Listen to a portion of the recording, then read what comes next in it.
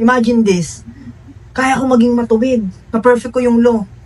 Bakit kakailanganin ko pa siya? Diba? Lalayo tayo sa kanya. Ba't kailangan pa natin relasyon sa kanya? Yun yung ayaw niya mangyari. Maging self-righteous ka. Kaya ko maging matuwid ako. Tapos nandiya-judge ka pa ng kung sino-sino.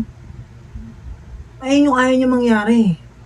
Kaya, automatic pinag-feel ka niya ng pinag-feel, tapos nakukonvict ka na nakukonvict para tumatak dyan sa puso mo na hindi mo kayang maging matuwid.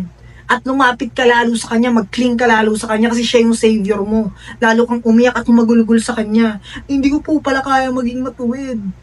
Kayo po pala ang pinakadakila. Kailangan ko po pala kayo bilang tagapagligtas.